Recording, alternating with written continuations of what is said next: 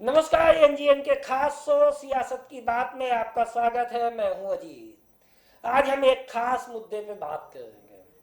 आखिर एक बार फिर भाजपा में वही हुआ जिसकी उम्मीद थी।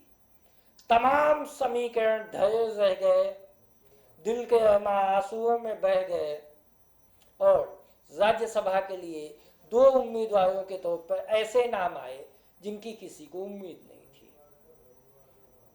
यही मोदी मैजिक है। सबकी धारणाएं उल्टी पड़ गई। गुजरात से 3 राज्यसभा की सीटों के लिए चुनाव होने हैं। सबसे पहले भाजपा ने विदेश मंत्री एस जयशंकर का नाम घोषित किया। जयशंकर का नाम घोषित होते ही दो नामों पर सस्पेंस बढ़ गया। तमाम राजनीतिक विश्लेषकों ने अपने सूत्रों के घोड़े दौड़ाए, लेकिन जैसा हमने पहले कहा था कि भाजपा में प्रिडिक्शन करना मना है, खासतौर से मोदी अमित शाह की भाजपा में। यदि आप कोई प्रिडिक्शन करेंगे तो आप उल्टे पड़ने की संभावनाएं ज़्यादा है, केवल इसके कि कुछ नया हो सकता है। आज हुआ भी वही। राजनीतिक धारणाएं थी कि नितिन पटेल को कहीं ना कहीं जगह मिलेगी।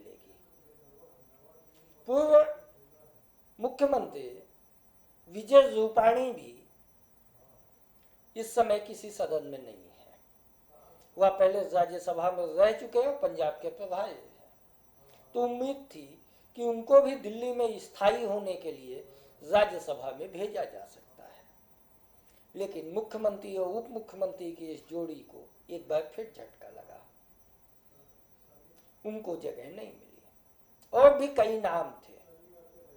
कुछ ऐसे नाम थे जिनकी टिकट कटी थी, कुछ ऐसे नाम थे जिनको टिकट अंतिम समय में नहीं मिली थी। लेकिन भाजपा ने आज दो नाम घोषित किए। इन दोनों नाम की कम से कम किसी को अपेक्षा नहीं थी, भाजपा के विधायकों को भी, जिन्होंने उनके समर्थन पत्र में और प्रस्तावक के तौर पर हस्ताक्षर किए। वह दो नाम है बाबू भाई देसाई। हम दोनों नाम पे बात करेंगे। हम अंदर के समीकरण बताएंगे, वह क्यों आए, कैसे आए और उनके आने का उद्देश्य क्या है। बाबू देसाई रबाई समाज से हैं। गुजरात में रबाई समाज एक महत्वपूर्ण समाज में से एक है, जिसकी एक अपनी सामाजिक ताकत है, खासतौर से उत्तर गुजरात में। बाबू देसाई की पहचान एक सफल बिल्डर और दानदाता की है। पिछले कुछ सालों में आधिकारिक तौर से जो भाजपा ने उनका बायोडाटा जारी किया है, उसके मुताबिक ही उन्होंने 50 लाख से ज्यादा का दान दिया है विभिन्न योजनाओं में। कन्या केवड़ी के लिए, कोविड के दौरान एबीवीपी का जो 4 दिन का आयोजन हुआ था उसके भोजनदाता थे, और तमाम चीजें हैं। इसके अलावा जो एक बड़ी बात है उनकी को जोड़ती है, वह यह है कि वह कांकेर से विधायक थे। उनकी टिकट कट गई, लेकिन उन्होंने बगावत का झंडा नहीं अपनाया, स्वीकार कर लिया पार्टी के निर्णय को।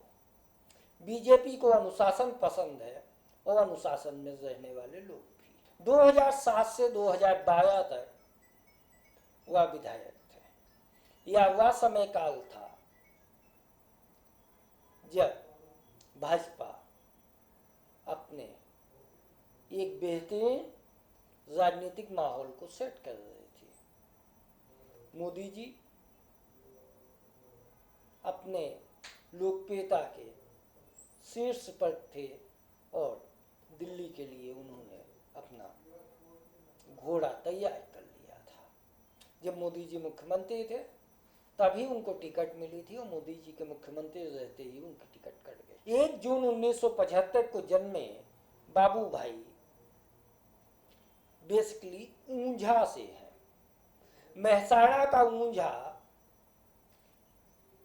गुजरात के राजनीति का एपिक सेंटर रहा है। समय समय पर उमिया धाम टेस्ट के कारण ऊंझा चर्चा में रहता है। एक और खास बात है, बाबू देसाई विधायक थे, उसके बाद उनको गौ संवर्धन सेल का अध्यक्ष बनाया गया। यह एक बड़ा सामान्य सा सेल है, लाइमलाइट से दूर रहने वाला सेल है, लेकिन बाबू देसाई ने इस सेल पे भी मेहनत की और रबाई समाज को जोड़ा। गुजरात सरकार भी गौ संवर्धन के लिए कई योजनाएं चला रही है। सरकार की योजना और संगठन की ताकत को मिला के इन्होंने इसको जनता तक पहुंचाने की कोशिश की, खास तौर से पशुपालकों तक। पिछले साल जब लंपी वायरस आया था, तब भी बाबू देसाई मैदान में थे। बाबू देसाई की एक और खास प्रवृत्ति है, धार्मिक प्रवृत्ति। द्वारिका से लेके अहमदाबाद तक धार्मिक गतिविधियों में वह न केवल सक्रिय रहते हैं, बल्कि एक दानदाता की भूमिका भी निभाते हैं। अभी कुछ दिन पहले ही जब गुजरात में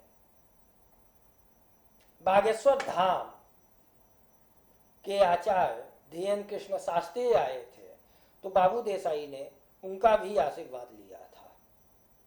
वह कई संस्थाओं से जुड़े हुए हैं, कई जगह ट्रस्टी हैं। बाबू देसाई का नाम राज्यसभा के लिए प्रस्तावित कर भाजपा ने साफ कर दिया कि पार्टी जो दायित्व दे उसे निभाते जाइए। वह छोटा है या बड़ा है, इसको मत देखिए। पार्टी ने यदि आपको कुछ दिया है तो सोच के दिया है, और नहीं दिया है तो आपको इंतजार के लिए कहा गया है। यदि आप में इंतजार करने की क्षमता है तो किसी ना किसी दिन आपका भी नसीब जागेगा और एकाएक आपको फोन आएगा कि आप अपने पेपर तैयार कर लीजिए। बाबू देसाई के साथ भी यही हुआ। बाबू देसाई ने इस बार भी विधानसभा का टिकट मांगा था, लेकिन उन्हें नहीं मिला। 2012 में भी टिकट मांगा था, तब मिला नहीं मिला। वह केवल एक बार 2007 से 2012 तक विधायक थे। 2017 में टिकट नहीं मिला, 2022 में टिकट नहीं मिला, लेकिन 15 साल बाद एकाएक उनको राज्यसभा मिला। यह भाजपा है, यह मोदी और शाह की भाजपा है, जिसमें आप क्या करेंगे इसका निर्णय पार्टी करती है। तो यह कहानी थी बाबू देसाई की। एक दानदाता, आर्थिक संपन्न, बिल्डर और अनुशासन में मानने वाले। बाबू देसाई को इनाम मिला उनके आर्थिक पहलुओं का, उनके आर्थिक सहयोग का और पार्टी के लिए अपने समाज को जोड़ने का। આજે ભારતીય જનતા પાર્ટીના શીર્ષસ્થ નેતૃત્વએ રાજ્યસભાના ઉમેદવાર તરીકે પસંદગી કરી છે। એ બદલ આપણા લોકલાડીલા વડાપ્રધાન નરેન્દ્રભાઈ મોદી સાહેબનો આભાર માનું છું, અમિતભાઈ શાહ સાહેબનો આભાર માનું છું, રાષ્ટ્રીય પ્રમુખ શ્રી જેપી નડ્ડા સાહેબનો આભાર માનું છું, ગુજરાતના પ્રદેશ અધ્યક્ષ શ્રી સી આર પટેલ સાહેબનો અધ્યક્ષ માનું છું, ગુજરાતના લોકલાડીલા મૃદુ સ્વભાવવાળા આપણા મુખ્યમંત્રી શ્રી ભૂપેન્દ્રભાઈ પટેલ સાહેબનો આભાર માનું છું, સંગઠનના તમામ સહકાર્યકર મિત્રોનો ખૂબ ખૂબ દિલથી આભાર માનું છું, અને આ ધારાસભ્ય મિત્રોએ અમને જે વોટ આપ્યા છે એ બદલ તમામ ધારાસભ્ય મિત્રોનો પણ ખૂબ દિલથી આભાર માનું છું। શિક્ષણની જ્યોત આગળ ચલાવી શિક્ષણની જોત તો ભારતીય જનતા પાર્ટી જો એક એજન્ડા છે કે સર્વાંગી વિકાસ થાય। ભારત દેશ વિશ્વની અંદર એક હરોળ કક્ષામાં હોય, જ્યારે આપણા લોકલાડીલા વડાપ્રધાન નરેન્દ્રભાઈ મોદી એક વિશ્વ માનવ તરીકે ખ્યાતિ મેળવી રહ્યા હોય, ત્યારે અમારે ભારતીય જનતા પાર્ટીના એક સંનિષ્ઠ કાર્યકર તરીકે અમારી પણ એક ફરજ આવતી હોય છે કે એમની નૌકાની અંદર બેસી અને એમના કાર્યોને, એમની ધગશને, એમની જે જિજ્ઞાસા છે, દેશ પ્રત્યેની નિષ્ઠા છે, એને સંપૂર્ણપણે અમે વાકેફ રહી અને નિષ્ઠાપૂર્વક કામ કરીશું। अब हम दूसरे उम्मीदवार पे जाते हैं। उनका नाम बाबू देसाई से भी चौंकाने वाला है। सौराष्ट्र के बाहर किसी ने उनका शायद नाम भी नहीं सुना होगा। केसरी देव सिंह या एक राज परिवार से जुड़े हैं, वाकानेर स्टेट से। वाकानेर वह विधानसभा है जिस पे कांग्रेस का सिक्का चलता था। जावेद पीरजादा वहां से 3 बार विधायक है। उसके पहले उनके पिताजी विधायक थे। और यह सीट वह सीट है जब 2002 में कांग्रेस तमाम मुस्लिम सीटें हार गई थी, तब जावेद पीरजादा एकमात्र मुस्लिम विधायक के तौर पे विधानसभा में आए थे। लेकिन इस बार जावेद पीरजादा चुनाव हार गए और आजादी के बाद एक लंबे समय के बाद वाकानेर पर कमल खिला। उस कमल खिलाने की जिम्मेदारी केसरी देव सिंह को थी। केसरी देव सिंह अखिल भारतीय क्षत्रिय महासभा के युवा शाखा के राष्ट्रीय अध्यक्ष हैं। वाकानेर राज परिवार से आते हैं।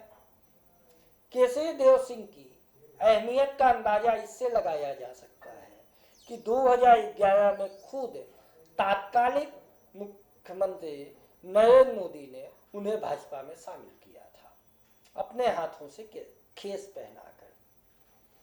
लेकिन उसके बाद केसरी देव सिंह को कोई खास पहचान नहीं मिली। वह लगातार भाजपा के लिए काम करते रहे। राजकोट जिला भाजपा के उपाध्यक्ष थे। मोरबी पुल हादसा आपको याद होगा, वहां के जिला भाजपा प्रमुख थे और लोकसभा के चुनाव में इनको संगठन को जिताने की जिम्मेदारी थी। संगठन के प्रमुख के तौर पर इनने अपनी जिम्मेदारी निभाई और राजकोट लोकसभा सीट भाजपा जीती। यहीं से इनके विकास की कहानी चालू होती है, इनके राजनीतिक उत्थान की कहानी चालू होती है। साइलेंट वर्कर के तौर पर राज परिवार के होने के बावजूद बिना किसी लॉबी में शामिल हुए वाकानेर स्थानीय निकाय के चुनाव में पहली बार इन्होंने कमल खिलाया। यह सिलसिला विधानसभा में भी कायम रहा। इसलिए उनको राज्यसभा भेजा गया। प्रधानमंत्री नरेंद्र मोदी की लगातार ऐसे लोगों पर नजर होती है जो बिना किसी अपेक्षा के पार्टी के लिए काम करते हैं। यह भी धार्मिक प्रवृत्ति से जुड़े हैं। जन्माष्टमी सेवा समिति के साथ पिछले 9 साल से जुड़े हैं। गणपत उत्सव से जुड़े हैं। धार्मिक कार्यक्रमों में इनकी उपस्थिति होती है। दानदाता है। इनके साथ एक और खासियत है, 2022 में जब वाकानेर स्टेट के राजवी जिसको कहते हैं, आजादी के बाद राजा तो बचे नहीं, दिग्विजय सिंह, उनका निधन होने के बाद उनके पुत्र केसरी देव सिंह का मार्च 2022 में राज तिलक हुआ था और जुलाई 2023 में राज्यसभा के लिए आज उनका राज तिलक हुआ। युवा है केसरी देव सिंह, अच्छे वक्ता है और दूसरी बात, जातीय समीकरण को साधने में माहिर है। भाजपा ने अपने दोनों ऐसे उम्मीदवारों को मैदान में उतारा है जिनसे हिंदुत्व का कार्ड मजबूत हो, जिनका नाम सामने आने से ऑब्जेक्शन की कोई जगह नहीं हो। आज यह देखा भी गया।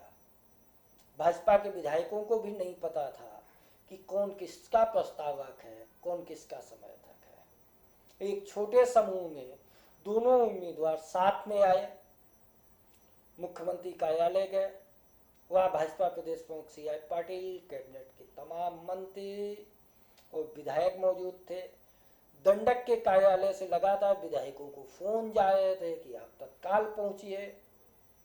विधायक निवास से विधायक गए, पहले से तैयार फॉर्म में हस्ताक्षर किए और नॉमिनेशन हो गया राज्यसभा का। इस तरह से गुजरात के 3 सीटों के लिए भाजपा ने अपने उम्मीदवारों की घोषणा कर दी और तीनों का निर्विरोध निर्वाचन लगभग तय है, क्योंकि कांग्रेस ने आधिकारिक तौर से अपने कोई उम्मीदवार को मैदान में उतारा नहीं है, क्योंकि कांग्रेस के पास विधानसभा में संख्या बल नहीं है। आम आदमी पार्टी के पास भी संख्या बल नहीं है। विधानसभा में कांग्रेस के 17 विधायक हैं, आम आदमी पार्टी के 5 विधायक हैं, भाजपा के 156 विधायक हैं। 3 निर्दलीय विधायकों का भाजपा को समर्थन हासिल है, इसलिए भाजपा समर्थित विधायकों की संख्या 159 हो जाती है। अब आगे चलिए, राज्यसभा में मतदान की प्रक्रिया क्या है। राज्यसभा चुनाव में विधायक राज्य की कुल विधानसभा संख्या +1 के तहत वोट होता है। गुजरात विधानसभा में एक राज्यसभा सांसद को जीतने के लिए लगभग 45.5 वोट की जरूरत है, क्योंकि गुजरात में 182 विधायक हैं। अब 45 विधायक तो कांग्रेस के पास है नहीं, आम आदमी पार्टी के पास है नहीं, इसलिए उम्मीदवार खड़ा करने का कोई मतलब नहीं था। कांग्रेस को यह चिंता भी थी कि राष्ट्रपति चुनाव की तरह कहीं ऐसा नहीं हो कि हमारे कुछ विधायक क्रॉस वोट कर जाए, इसलिए इन तीनों का एक तरह से निर्विरोध राज्यसभा जाना तय हो गया। लेकिन जो सबसे बड़ा सवाल, जिनने सपने पाले रखे थे, उनके सपने एक बार फिर टूट गए। इन उम्मीदवारों के चयन से लोकसभा के सांसदों की भी चिंता बढ़ गई है। उनको लगता है कि टिकट तो कभी भी कट सकती है और किसी को भी मिल सकती है। जीतने हारने की कोई चिंता नहीं है, क्योंकि गुजरात में भाजपा का संगठन बहुत मजबूत है, इसलिए बगावत का भी कोई रास्ता नजर नहीं आएगा। पार्टी जो निर्णय करे उसको स्वीकार कर लेना ही भाजपा नेताओं की भलाई में है, और इस बार भी ऐसा ही हुआ। नए नाम आए, लेकिन संगठन ने, विधायकों ने पूरी तरह से उनको न केवल स्वीकार किया, बल्कि उनके साथ भी खड़े नजर आए। मोदी शाह की भाजपा में प्रोडक्शन मना है, एक बार वापस कर रहा हूँ। यदि आप कोई प्रोडक्शन करेंगे तो आप उल्टे मुंह घेरेंगे, क्योंकि क्या होगा या केवल वही जानते हैं, दूसरा कोई नहीं मतलब कोई नहीं। આજના ગુજરાત રાજ્યમાં રાજ્યસભાની ચૂંટણી અંતર્ગત ભારતીય જનતા પાર્ટીના ઉમેદવાર તરીકે જ્યારે મને ઉમેદવાર તરીકે જાહેર કરવામાં જ્યારે આજે આવ્યા છે, ત્યારે દેશના આપણા વડાપ્રધાન અને આપણા સૌના માર્ગદર્શક એવા માનનીય શ્રી નરેન્દ્રભાઈ મોદી સાહેબનો હું આજે આભાર વ્યક્ત કરીશ. આપણા અમિતભાઈ શાહ સાહેબનો પણ આભાર વ્યક્ત કરીશ. કેન્દ્રના આપણા ભારતીય જનતા પાર્ટીના પ્રમુખ એવા જેપી નડ્ડા સાહેબનો આભાર વ્યક્ત કરીશ. સાથોસાથ પ્રદેશમાં આપણા સંગઠનના પ્રમુખ એવા સી આર પાટીલ સાહેબ અને આપણા સરના સાથે સંકળાયેલા અને ખૂબ સારા મિજાજના આપણા જે મુખ્યમંત્રી એવા ભૂપેન્દ્રભાઈ પટેલ સાહેબ, એ સૌનો હું આજે આભાર વ્યક્ત કરીશ કે રાજ્યસભાના નોમિનેશનમાં એક કોઈ સનિષ્ઠ કે કોઈ ઉંમર લાયક કે કોઈ એ વસ્તુ સિવાય આજે એ પાર્ટીએ જ્યારે એ કાર્યકર્તાને નિમણૂક કર્યા છે, તે બદલ હું પાર્ટીનો ખૂબ ખૂબ આભાર વ્યક્ત આજે કરું છું. ચાલો, ધન્યવાદ. तो यह थी अंदर की बात, यह थी राज्यसभा के दोनों प्रत्याशियों की कहानी। उनको क्यों टिकट मिली, कैसे टिकट मिली, पार्टी ने कैसे प्रत्याशी बनाया, उसकी कहानी। कौन नाम मैदान में थे, क्यों कट गए, उसकी कहानी।